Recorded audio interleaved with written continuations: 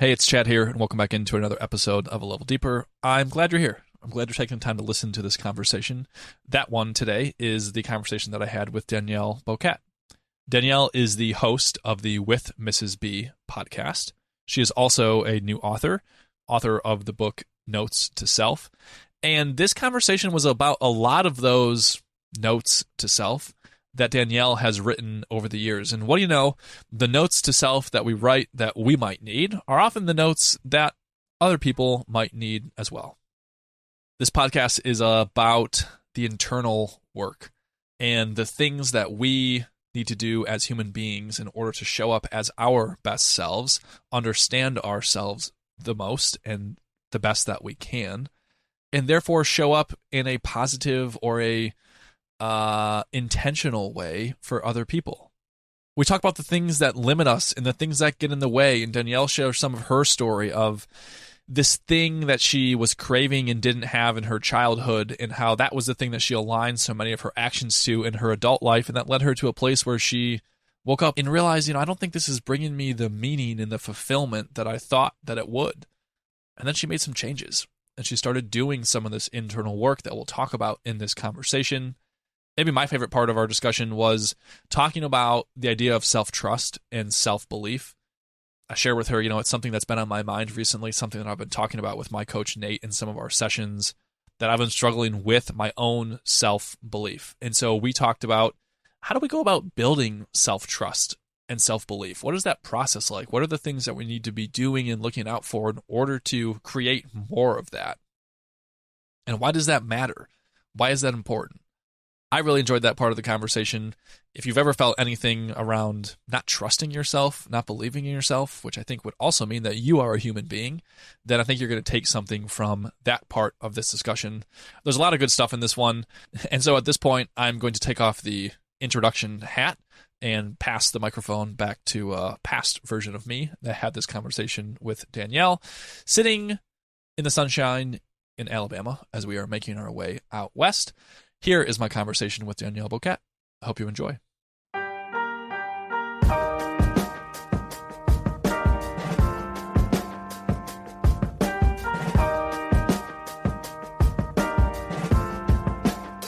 I loved, as I was poking around your website, there was this phrase that I saw that I think will be maybe a tone of a lot of our conversation today. The phrase that I saw was, you had written, "It's wild how people are willing to work harder at almost anything other than what's happening inside of them." That was one of those sentences that I read, and it kind of just took me back for a moment. Why is it that you think that is the case? Why are we willing to work so hard at things that are other than what's going on inside of us? Because that's the hardest thing. That's the hardest thing. It's the thing that is the most intimate. Sometimes it's the thing that is most guarded or painful or buried, and oftentimes the most misunderstood by even us. It's uncomfortable. We as humans don't like to be uncomfortable. We will avoid discomfort at all costs, even to the extent that it's like detrimental to us, right? So I think that, and I say this also on my website, and I say it all the time when I talk to people, we can really have any life that we want if we're willing to go to those places, if we're willing to do the work that we're avoiding, if we're willing to go inside. Really magical things happen, but it's hard work, and we avoid that hard work. It's internal. It's an inside job. It's all an inside job. And we think that the things that we have created to guard us, shield us, protect us, avoid that work, we think no one sees it. We think we're just doing a really great job. And it's just, it's not true, right? And so I really believe, I have learned through personal experience, the magic really happens when you commit to getting messy and looking inside. So tell me more about that personal experience. What led you to learn that this is this is the case? Yeah. So, this is a great opportunity for me, Chad, to learn how to succinctly share my journey in a way that really gets to the heart of what it looked like for me, but is succinct. Okay, so here we go. I had I had a tough childhood in the sense that there was a fair amount of dysfunction, a fair amount of hurt and early on childhood. I'll call it trauma for lack of a better word. There's all different types of trauma. And I knew very early on as a young person going out into the world that I was setting out to create a better life than I had had. I wanted something better for myself. I saw better in the world. I wanted better in the world, and I was determined to get it. And in my attempt to do so, I sought out people, places, experiences that I thought would provide that. Not necessarily the case. I was seeking out stability. I was seeking out, I would say stability is probably the biggest thing. I found myself in a marriage to a man 14 years older than me. That wasn't a coincidence. I was seeking stability, and I put myself through college, worked really hard, got a great corporate job, and was doing all the things that would show the rest of the world that I was responsible and I was seeking a life better than what I had. Right? There was a lot of doing and achieving and building and constructing, and never really looking inside, just making sure that everything on the outside looked packaged in the way that I envisioned it should. Does this make sense? Was stability, was that the main thing that was different from your childhood? Is that why you gravitated towards stability in particular? That was the main thing that was better than what you experienced growing up? Oh, yeah. I mean, I just wanted to live in the same house for more than a year. Let's just start there. I wanted my children to go to the same school for more than a year. I wanted to be married forever. I wanted to have dinner at the dinner table every night. I wanted a meaningful career and income. These are all things that are very fundamental, but for me, were things that other people had. And so to me, nothing else mattered as long as I had those things. I was sacrificing a lot of what was inside in order to get it. And, we could dive into that and spend all week talking about it, Chad. But I realized after about 15 years of that, now I've got young children, and I realized I was lost inside. And everything wasn't really as good as it seemed, like not at all. And I was a fool to think that people on the outside looking in didn't see it. So I decided to make a change. It was the hardest decision I had ever made in my life up until then, which was to leave my marriage. I was scared to death, but I realized that I had created a little bit of financial security for myself. I could take care of myself. I could take care of my children. And I just wanted to be me again. I was lost. I had no sense of who I was. I was completely unhappy, broken inside. And I realized, gosh, I'm still the same girl I've always been. The only difference was I have a career, a couple kids. Do you know what I mean? I had life under my belt, but I didn't feel any different inside. And this is my point. Like, I wasn't doing the work inside. I was just trying to construct the package that I felt like I needed. Does that make sense? I met shortly after getting divorced. I met my now husband, and I was excited because he saw something in me I didn't see in myself, and I knew I could create a different kind of life with him, one that wasn't dependent on him necessarily. Like, I was older, now I'm in my mid 30s, and you've got a little life under your belt. I didn't realize that I chose to give up my career at that time. We were blending a family of 5 children. And our circumstances were such that it was not possible for me to stay in the career I was in and him to have the career. I mean, he owned a business that was like most busy in the summertime. He owns an irrigation company. So all the kids are home. We've got 5 teenagers home. All of them are in sports. We're going here and there and everywhere all the time. And we needed a mom. We needed a mom at home. We needed a steady Eddie parent who was going to, do all the things. I'd never done that before, Chad. I had spent from the age of 19 to 35 grinding out a corporate job, traveling every other week, and daycare raised my children. I had never been a stay-at-home mom. It was like, oh my gosh, I get to do this? Awesome. I want to be that. And it was blissful for about a year. And then I had like a massive identity crisis. I was so unfulfilled. I had no financial independence whatsoever. And let me back up. I wasn't unfulfilled, like unhappy with doing that for my children and for our family. That wasn't the case. I just felt like I'd never done this before. And it was in probably 2015 that I started really in search of what does it mean to create a meaningful life? Because clearly I've demonstrated that it's not about the things. It's not about the people you marry. It's not about it's not outside of me. Like I started to realize it's not outside of me. And I couldn't figure out like, how do I do it? Like I knew it intellectually, but I didn't know what to do next. Fast forward a couple of years, my chronically ill mother died suddenly. And a couple years before that, my dad had died.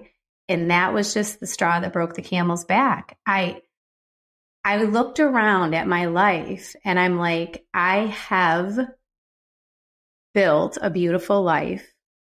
I have a husband who adores me.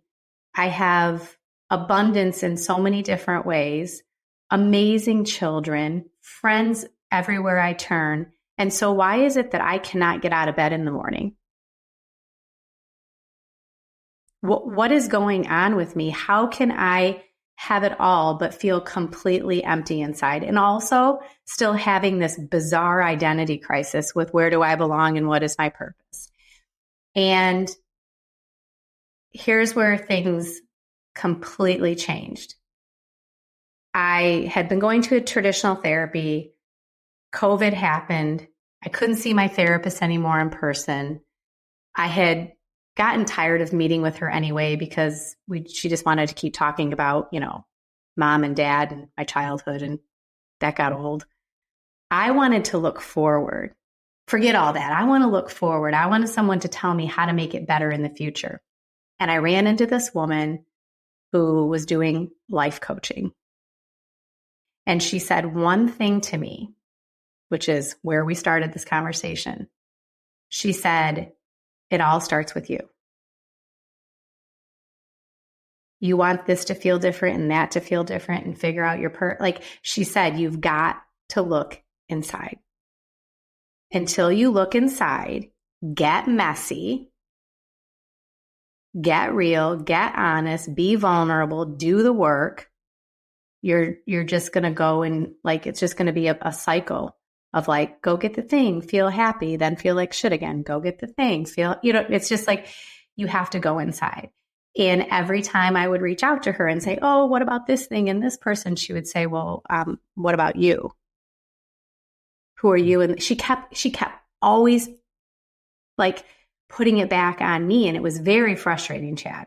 I can't tell you how many times I hung up with her or clicked off of a Zoom call and went like, I don't even know. Like, what do you mean it's not me? Or, what do you mean it's me? No one ever wants to like take that responsibility. But the fact of the matter was I learned we get to take 100% responsibility for everything, and where we start is looking inside. So it was COVID. The whole world was turned upside down. Everything looked different to everybody. And in 2020, I decided to start putting out into the world what I needed.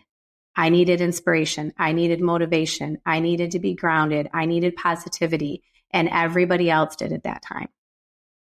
So I started putting inspirational messages on merchandise and selling them. I built my own website and I just started slinging inspiration everywhere in the hopes that it would open up something in my soul that would help me be brave enough to do my own work. And yeah, so I guess I'll pause there because that was like the starting point. And since 2020, so many things have happened that I could have never imagined in terms of introspection, healing, transformation. And now I'm just on fire to, again, give more to the world of what I need. They always say, give what you came here to get. That's the goal. So that was some of the genesis behind the podcast and starting to share these messages. It was actually a catalyst to try to put into the world what you were wanting or looking for to encourage yourself to do more of the work that you're talking about. 100%. Yeah. Like every single thing you have ever seen me put on a shirt, post on social, say in a podcast, I am talking to myself. My book is called Note to Self, and that is very intentional. So absolutely, I am putting out into the world the exact things that I need to hear, because I thought to myself, if I need to do this work, if I get to do this work, there's a whole world of people out there that need it too. Yeah. Have you ever thought that to yourself? Like, gosh, I know if I'm feeling this, somebody else has to be feeling the same way, right? That's how we relate as humans. Yep. Yeah. So I started with the website. I started with motivational and inspirational merchandise. And to be candid, it's like, it was fun. It's been fun. It's still out there. It's not like changing the world. I'm not going to retire tomorrow because I sold shirts. Like that wasn't ever the goal. But it was a mechanism. It was a mechanism that I used to generate the energy. And then last year, I decided to get really serious and start looking at just transformational leadership and what it looks like to really do the deep, hard, messy work. And in that process, it was over the course of about 5 months, I studied and spent a lot of time on transformation. And I had known that I had been taking notes for a long time in my journal, on sticky notes. Every time something would come to me or I'd have like an aha moment with my coach, I would write it down. And I called her one day and said, I know the book. I had told her all along, like, the podcast is a thing and the merchandise is a thing, but like all of these things just get to lead up to something bigger in the world. And there's a pattern that I'm noticing here, and all of these notes are a journey. And I just started putting them up on my wall. I started taking all the sticky notes and putting them on the wall and rearranging them. And I thought, well, I'll be damned. Look at this. Look at what's happening. Other people get to do this. So, note to self. Yeah. And that's been the real joy, Chad, since November. That's been life-changing for me. Very cathartic. Yeah. Well, I can imagine. I want to go back to, you talked about this idea of stability earlier in the conversation, stability being the thing that you didn't necessarily have in your childhood. And so that was the thing that you gravitated toward when it was time to go design and create the life of your own. You gravitated towards stability. And then there came a time where it sounds like you realized, well, maybe that wasn't bringing you what you thought it was going to bring. Do you think you had to go through the experience of earning or achieving that stability, that thing that you wanted so desperately from your childhood, do you think you had to get it in some fashion in order to learn that maybe there was more than just stability? Maybe that wasn't going to be the thing that was going to bring you a meaningful life. But like, did it serve a purpose in some way to get it for a period? Yeah, for sure. I mean, I think that in one way, in seeking it, like there was definitely, and I wouldn't have known it at the time, but retrospectively, I can see what was going on and what was happening to me as I was seeking it out. And make no mistake, early on, what I thought was security certainly wasn't. Like, that's the other thing too. You think like you know what that means. And then, so it wasn't until I really got to where I would say like 2014, 2015, when I was remarried and really truly had probably what other people would look at as true stability and security, that I realized that what I was defining as stability, I guess we'll use those terms as security or stability, what I was defining that as really wasn't truly what I needed. What was the difference? I really got to like think about how to say this, because this could go like a million miles, or we could go way deep. So I think at the surface level, it's security and stability, but fundamentally it is something far deeper.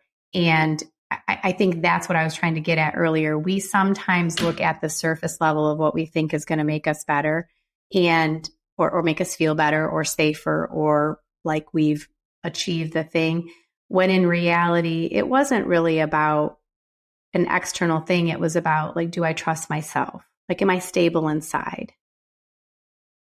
I mean, one of the things I have learned, and it's been very painful to learn, is I don't trust myself. I have a really hard time trusting myself. And that's because of all of those years of instability, unknowing. Like, when you can't trust anything outside of you at a very young age, you learn not to even trust yourself. And so I think a lot of people are walking around with that condition of not trusting themselves. And so as they look to the outside, as they look to, what do I do? How do I do it? Who am I supposed to be with? What is the right choice? What career should I be in? Where should I live? Like, the millions of decisions that you get to make as a human. If fundamentally you can't even trust yourself, you're going to struggle for a long time to be content with where you land. Does that make sense? It does. How do you build that trust? You know, this is resonating with me. I just had a conversation yesterday with my friend Nate, who is my coach. He is a transformation coach. He was the first guest on the show. And I was expressing to him, you know, I've been waking up recently with a lot of anxiety and like this stress and this sense of a few months ago, I had lost a big client of mine. And at that time, I was stressed about not having enough work, not having enough money, not having some of that stability in my life. Well, we fast forward to now, and I have plenty of work, I have income, I have stability, and I'm still anxious. And now it's flipped. Now I'm anxious about losing all of it now that I have it. And we were reflecting on it, and as we were sitting there talking, I expressed, I was like, you know, I think the commonality here is me and not having a belief in myself that I can, you know, earn another contract, find another client, continue this into the future, deliver on the things that I think I can deliver on. So this is resonating a lot with me because, yeah, I'm one of those people. I struggle to have some of the self-trust and self-belief. So how do you, from your experience, how do we go about developing that?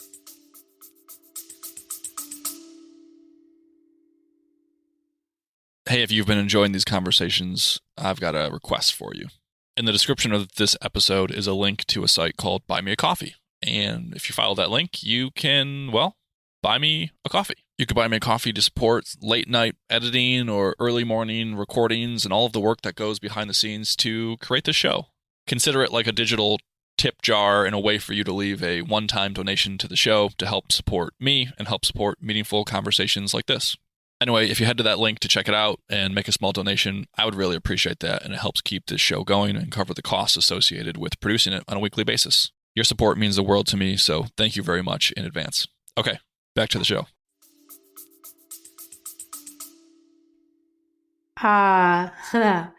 This is real time for me. I think today I can say I trust myself a lot more than I did in the recent past, although I think it's still something that it's a muscle that I'm continuing to build and exercise. I think part of learning to trust yourself is, I'll use the word failure for lack of a better word here in this moment, but to fail, to fall, to mess up, to get it wrong, to misunderstand, and be okay still. Like if you can look back and find evidence of times when whatever it was you feared or whatever thing you were uncertain about happened, and then whatever the outcome was, you kept on moving and you're still here, you can trust yourself that regardless of what's going to happen, you always get the opportunity to be 100% responsible for what happens next. You know, I think the realization that I really am 100% responsible, which is a really hard thing to embrace because we always want to go outside. Remember, we always want to go outside. Like it's the client's fault that I'm now insecure because I lost that contract. It's, like whatever. We always want to pin that anxiety, that fear, that insecurity, that lack of trust on something outside of ourselves. But when we really accept that we are 100% responsible, it's much easier to trust ourselves because whatever the outcome is, I get to be 100% responsible for what happens next. It might be uncomfortable. Sometimes it's really uncomfortable, but that's where the magic is. That's the whole thing. Like it's in the hard shit that you realize, it's like working out, Chad, right? Like you get this, like it's like working out. You never want to do the workout. You never want to do the last rep. You never and then you do it. Are you ever regretful that you did it? No, but in the moment you're like, this blows. Like, I don't want to do this. And so I think that's for me, I am learning to trust myself more by knowing I am 100% responsible for the outcome, regardless. That can also be really scary. Trusting yourself is terrifying, but also super freeing. But it's freeing. It's freeing. You have to be willing to mess up. And I've listened to a few of your episodes, and I just want to tell you, I listened to the one with your mom, especially because that one piqued my interest. But you had moments where you're like, what am I doing? And am I doing the right thing? And she trusted you. She trusted you more than you trusted yourself, I think. And it was probably messy and painful at times. I continue to find it to be. Yes. Right. And you highlight the importance of having people sometimes that will trust in you before you trust in yourself, or I guess, that looks like allowing you, that looked like my mom and my wife, Eileen, allowing me the space to, I liked how you said, fall and stumble and I struggle with the word failure sometimes as well. I think we both kind of acknowledge that can be a difficult word and maybe often misrepresented, but I've done a lot of stumbling. I've done a lot of falling. I've done a lot of trying to You don't get it right. You mess up. You don't get it right. You miss the mark, all the things. Yeah. Right. I like the word that you used, evidence, because that feels like something, kind of tangible, and that we can get evidence of trying something maybe it not going the way that we wanted to, and yet we're still okay. We can get evidence of trying something that we didn't think that we were capable of, and maybe achieving that thing, and maybe being able to do it, and getting evidence that, okay, maybe I can trust myself. So that evidence word feels like a really strong one, and that the more evidence we can build that we are capable, whether we achieve what we wanted to or not, that's all evidence. That one resonated with me a lot. Yeah, I mean, people like that word because we all want proof. Yeah, yeah, We yeah. do. I mean, Guilty. as humans, we all like, show me, prove to me it's going to work, prove to me it's going to be okay. And while that isn't always possible in the moment, I do think that if we are open enough and honest enough, we all have evidence of our ability to be resilient, to keep going when we didn't miss, when we missed the mark. And gosh, I tell myself all the time, like, I'm not going to die. Like, I'm going to go for it. Like, there's very few things that I personally am going to try in my life that scare me, whether it was with my business or like anything. I'm not going to die. I'm going to I'm going to risk feeling embarrassed. I'm going to risk being judged. I'm going to risk being misunderstood, looking messy.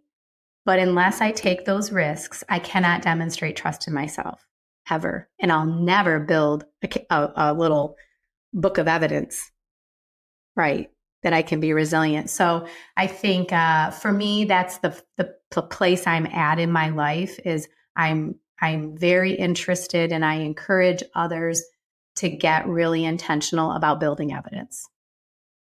Get your little stack of evidence so that every single time you start feeling uncertain, all the things, not trusting yourself, go back and look.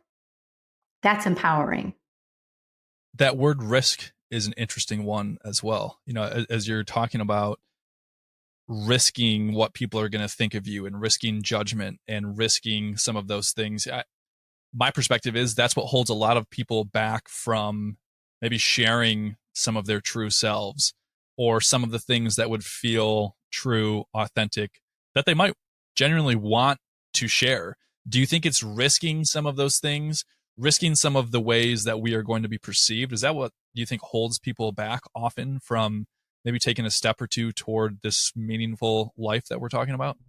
Yeah, of course. I mean, we live in a society, especially now that I have a love-hate relationship with social media. So especially since we have social media, I mean, we all Same. know the reality, right? Like, it's a necessary thing in our space and kind of work, but it's also sometimes I'm just like, oh, this is nauseating. We have created a very curated world where everyone wants to present their best, shiny self. And there's nothing like wrong with that on the face of it. Like, of course, right? We're all like seeking those positive things that we can connect to and aspire to, or what have you. I have learned, however, that everyone's figured that out. Everyone's got your number. Okay. We all know that your little space that you record in isn't always that perfect all the time. And I don't even have to go down this bunny trail. We all know about how curated all of it is these days. It's not just social media. It's just like everything in general. And I think I would like to share a very recent experience. It's a perfect example of this notion of being messy, risking what people will think, truly being authentic, how terrified I was to do it, and what it looked like, because I was shocked. Yeah, let's hear it. Let's hear it. Do I have permission? Okay. So, over the course of a number of years, I have started to recognize a pattern in my behavior, in my day-to-day life. And it got especially bad during the worst times of my life when I was struggling with taking care of my mom, the period right after her death, when I was really struggling with massive anxiety. really just trying to be and do all the things, but just a train wreck on the inside. I realized that in my very full, abundant, beautiful looking life, it was very, very acceptable everywhere I went and every person I was with, and to just drink wine and drink wine and drink cocktails and drink and drink and drink and drink and take the edge off and just, smooth out all the rough edges of your life. You deserve it. Because I am a hardworking, intentional, giving, loving, person. Like I have a big life. And so I realized that it had been made okay for me to really go down a deep dependent path of like social drinking. And it was no longer just because I enjoyed it. I was really struggling. I was using glasses of wine in the evening to some days like survive.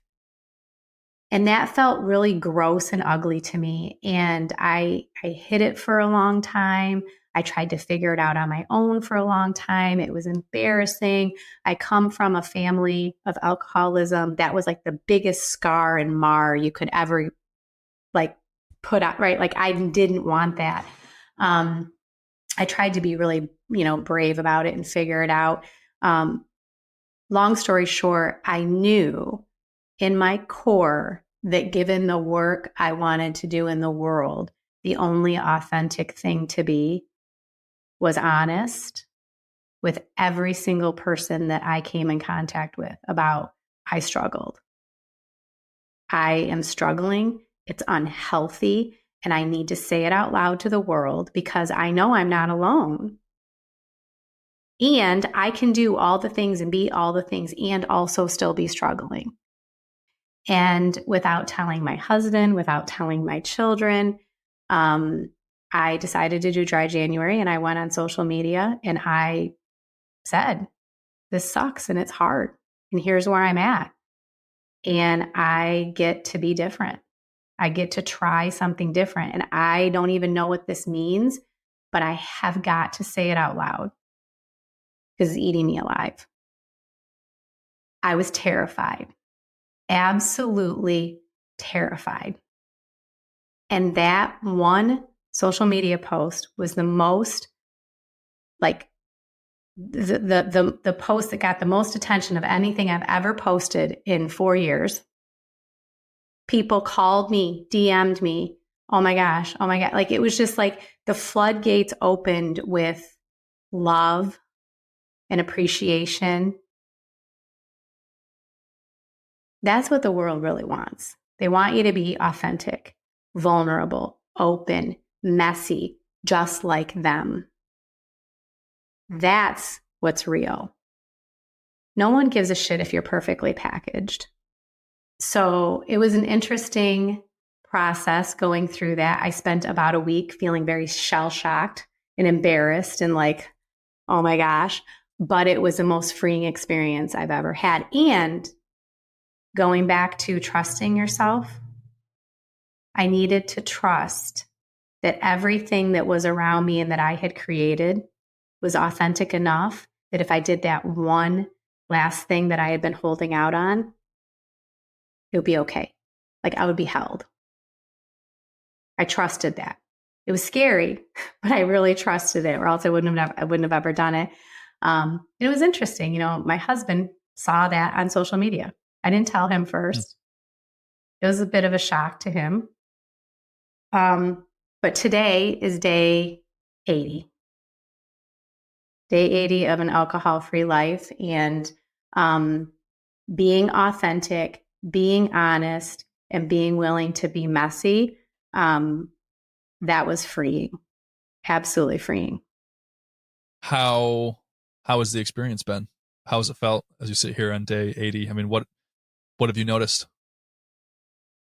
I have noticed that it is really freeing and empowering to face life and everything that's hard with yourself. Nothing else, not tapping out, not I always, I don't even know where I ever heard this term, but I heard it and I always use it. It's like smoothing out the rough edges. We live in a society that allows us many different mechanisms, many different vehicles to smooth out the rough edges and make us feel a little bit better when life's uncomfortable. And I have learned I've learned I can trust myself. I can actually do a really hard day or thing without it. I can do it. Me. Isn't easy, but I can. I've proven to myself. One of the reasons probably I struggled for several years to like moderate is I didn't trust that I could get through an anxiety attack without it. Guess what? I don't even have anxiety anymore. I don't have anxiety anymore. So it's felt amazing. I reached out to a friend today and I said, oh, I kind of lost track for a little bit because I've been so busy. I'm like, oh my gosh, today's day 80. And I didn't trust that I could get through 30 days. And here I am at day 80. And she said, how do you feel? And I said, I feel free. I feel free and authentic. And, that was it. That was the last thing that I hadn't trusted myself with. So another piece of evidence. Yeah. And I could see how it would build a lot of self-trust where not only that you're able to do something like go without alcohol, but especially being able to soothe yourself and be there for yourself and not have to rely on something else exterior in order to provide you with some sense of calm or some sense of peace, or really, it's kind of, I think, a false sense, likely, because it's just numbing some of those things, smoothing out the rough edges. That's interesting. I've been on a similar journey with alcohol. It went kind of the same way, where we were with some friends last year around New Year's, and they were doing a dry January, and I was like, okay, yeah, we'll do that. And it led me to just kind of taking a look at my relationship with alcohol. I never considered myself as someone who had a problem, because I was kind of like on the opposite. Like we had a joke with my friends that I would have like a quarterly drinking event, meaning like I would drink maybe once a quarter. So it's not like I'm, using alcohol a ton. But if I look back on my life, there was a pattern, and that when I would, in those quarterly times, I would often abuse it or drink too much. And that was an interesting pattern. And then there was, I think, just some reflection around something similar, where it was, after a long, stressful day, that felt like when, I'm going to go have a beer. And I would have one beer, and it's not like it turned into more, but that became a pattern that I was using. And I think, similarly, I just kind of looked at that and was like, well, that was turning into when I feel blank, when I feel anxious, when I feel stressed, when I feel like I've had a hard day, I'm going to go use something else to help me get through that, get over that, whatever it may be. And so anyway, that just led me down the process of re-examining, well, like, what is my relationship to alcohol, and why do I use it? And is it really benefiting me? I also noticed that when I would drink, I would have some physical side effects, headaches, different things. Anyway, I've been on a similar journey. I guess I haven't necessarily been counting, but I don't think I've had an alcoholic drink since October of last year. And, not that there has to be a right or wrong approach to how we use something like alcohol, but I think what I take from you sharing your experience, and I guess, my own, is it's just good to examine some of these things in our lives and examine what is our intention in using them in the first place. That's right. A good friend of mine who is actually a big support to me during the process, she said, I think it's like how we started this whole conversation. Are you willing to ask yourself why you do the things you do? Are you willing to look inside? Because I don't bring up my choice to go alcohol free because I think I mean, I think a lot of things about alcohol now as I learn more, but it's not because I think people should stop drinking or I think it's evil or I think everybody who has a problem. Like my husband still enjoys Manhattans when we go on a date. Like it's not about that. Whether it's alcohol or marijuana or porn or gaming or like fill in the blank, whatever the vice is that people use to check out, right? What's behind that? Like, are you willing or why are you so uncomfortable with sitting in that space that you're trying to tune out from? I mean, that's it, right? And that wasn't a very articulate way of saying it, but you know what I'm getting at is like, are you willing to just examine the patterns of your life and why you're doing what you're doing? And is what you're doing serving you? So yeah, it's been a beautiful experience. And the most common question I get, especially from those people that know I love good wine, is this forever? How long are you going to not do it? I'm like, I don't know the answer to that question. I'm not really worried about it. This is what really feels great right now. And so I'm going to keep going. I have made it a mission to do some really important work. I really feel like healed people get to heal other people. And so as I experience healing, as I go through my own transformational journey, the only thing I want to do is share it with other people. And it feels like I need to be as clear and grounded as possible to do that work. So this is where I am. It feels amazing. So, Yeah, I think that's a beautiful thing. I want to ask you about success. One of your notes to self was find as many ways as possible to measure your success. As you think about this journey that you're on and sharing some of the messages, sharing some of these experiences that you're going through, some of these different things that you're trying in your life, how do you measure the success of all of this?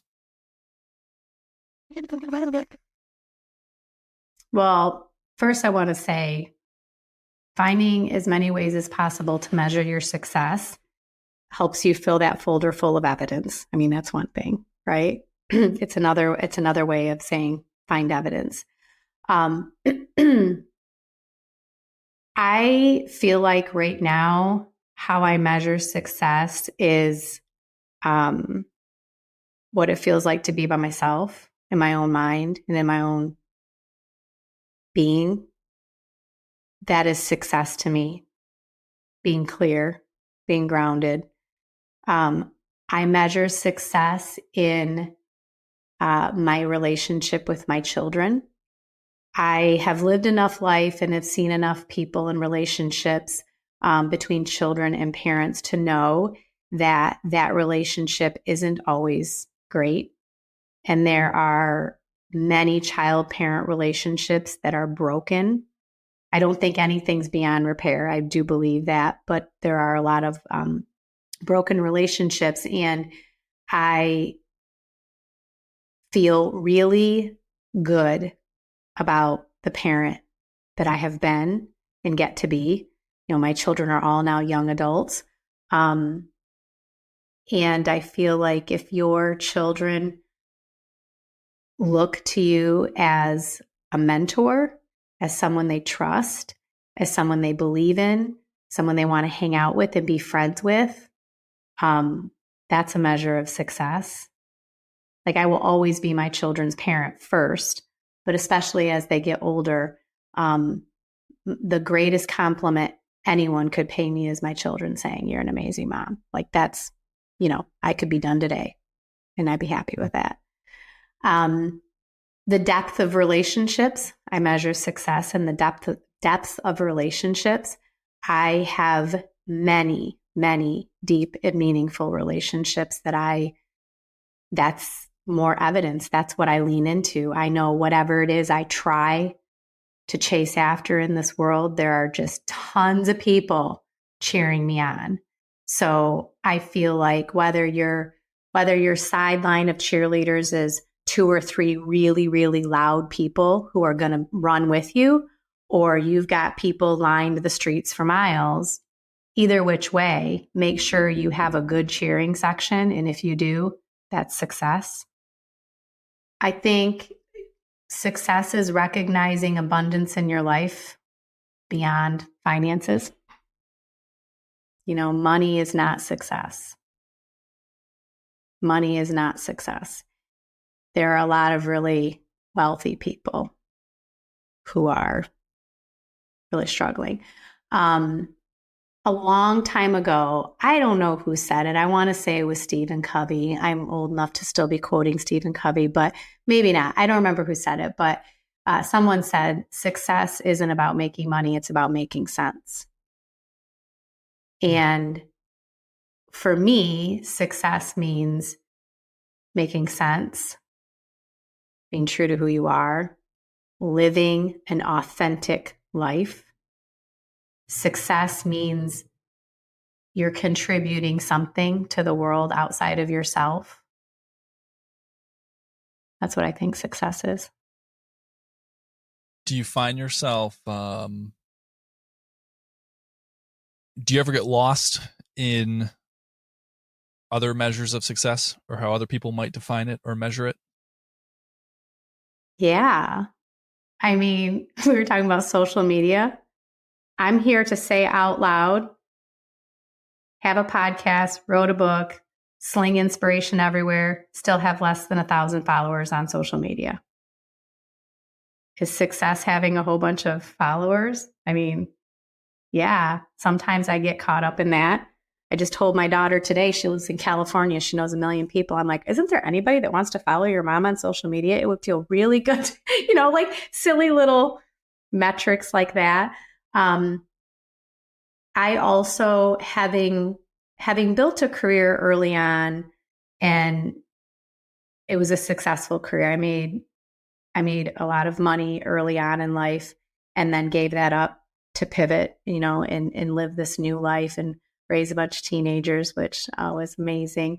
I sometimes have, you know, self-worth issues around the financial side of things. You know, the financial contribution that I make to our world is nowhere near what I would love for it to be, so that I could, you know, generate more opportunities and security for our family. So I get insecure about that, of course.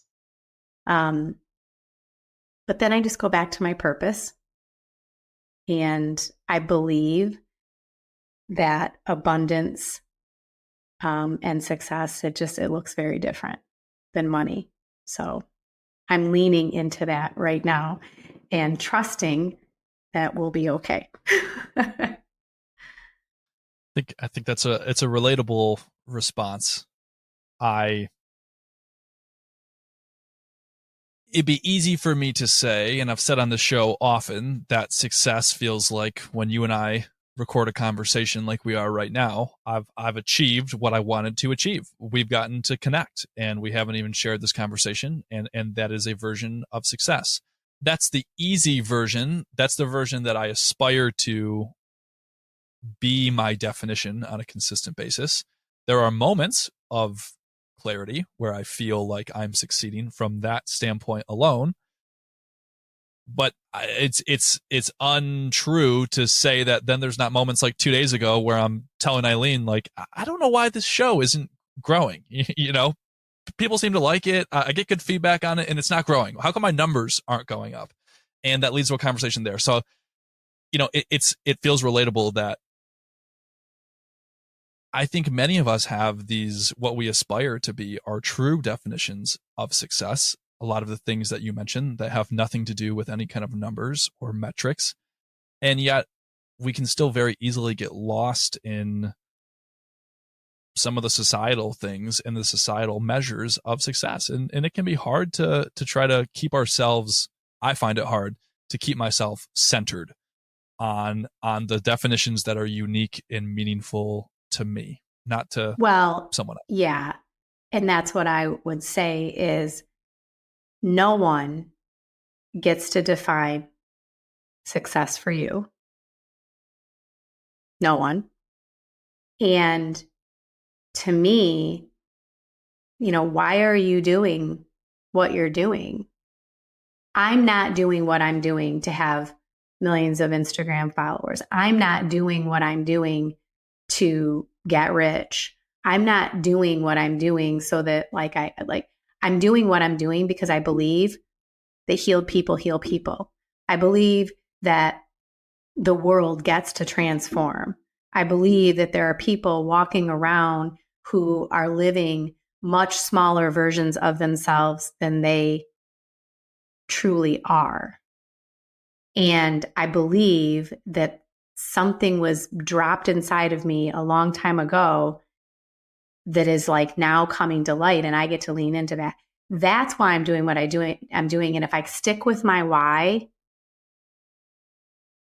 it doesn't mean I'm human. It doesn't mean that we don't fall victim to comparing ourselves to all the other people that are doing and looking and being all the things that we want to be. I just think you have to be honest with yourself about why you're doing what you're doing. I think the world can look different. The world can look really different if we start to redefine, some of the ways that we look at things, our willingness to look at ourselves. And at the end of the day, my book, it turned out to be very different than what I imagined it as in the very beginning, which was way more narrative and storytelling. And I realized that I wanted as many people as possible to grab hold of it. So I made the chapters really, really short on purpose, so even people like my husband who have a very short attention span could pick it up and read it. But, and I don't know if you've had a look inside the book or know that much about that. There are journaling prompts behind every single chapter.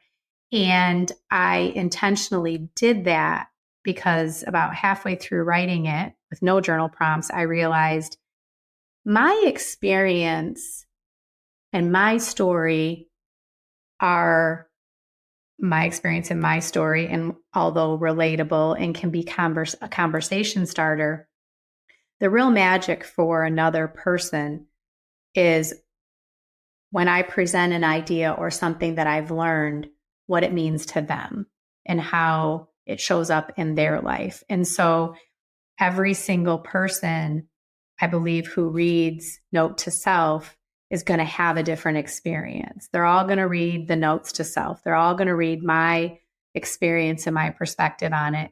And also, when I offer up the questions at the end, their takeaway and what the meaning that they assign to it, there's as many versions of that as there are humans walking this earth. And I've seen that time and time again. I've sat and talked with multiple people about the same chapter, and everyone's takeaway is different. And that's beautiful. They all have their own journey, which is magical to me. And we're all exactly the same and we're all different. I don't know. That's probably been the most beautiful thing with this book, is to watch every single experience happen. And I'm like, wow, this is magical. That's what it's all about, being able to maybe just be an example or provide that space or that prompt for someone to do that, their own version of this internal work, and to think about their own life and to reflect. And so I'm glad that you have created something like that where people can take something and then ultimately you're encouraging them to turn inside.